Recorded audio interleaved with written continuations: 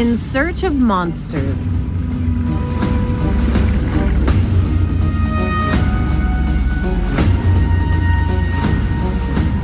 Outside the International Cryptozoology Museum, an 8-foot replica of Bigfoot stands guard. Glancing around the two rooms, visitors see plastic casts of Bigfoot and Yeti footprints, hair samples, and a life-size model of a coelacanth. Most of the 2,300 specimens of the weird and wonderful that can be found here come from the personal collection of Loren Coleman, the museum's owner and the world's leading cryptozoologist. Loren first became fascinated by the study of cryptids, or hidden animals, when he was 12 years old after seeing a documentary on Yetis. But his teacher told him that it was all just nonsense. Unconvinced, he set out to find all there was to know about legendary beasts such as Yetis, lake monsters, giant snakes, and chupacabras. His interest led to a lifelong passion for monster hunting and cryptozoology.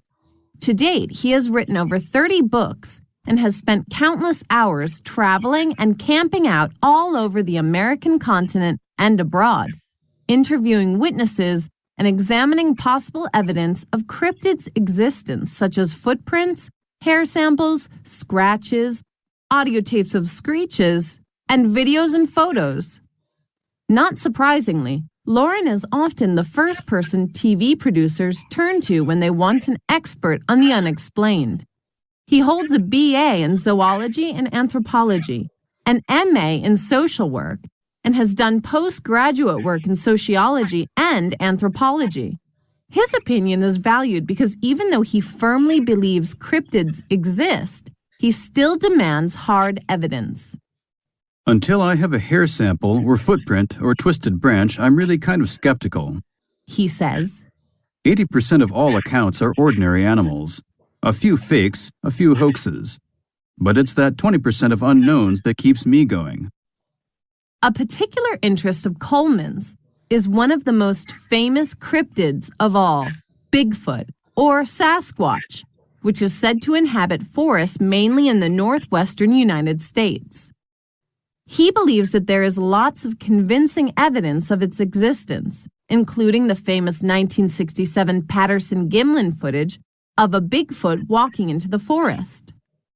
Despite many people claiming they were the person in the suit, Loren points out that the creature walks the way an ape does, with little mobility in the hips and neck. So why hasn't anyone found a real Bigfoot yet?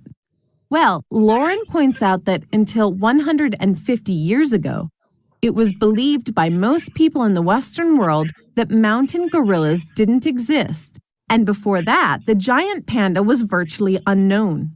Tales of sightings were taken with a grain of salt. They were thought to be legends told by native tribes.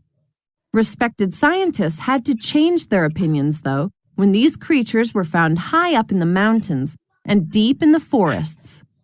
Similarly, the coelacanth is a huge 5-foot fish that was thought to have become extinct about 65 million years ago until it was rediscovered in 1938. But no one had mentioned this to islanders in the Indian Ocean, who had been happily eating it for ages.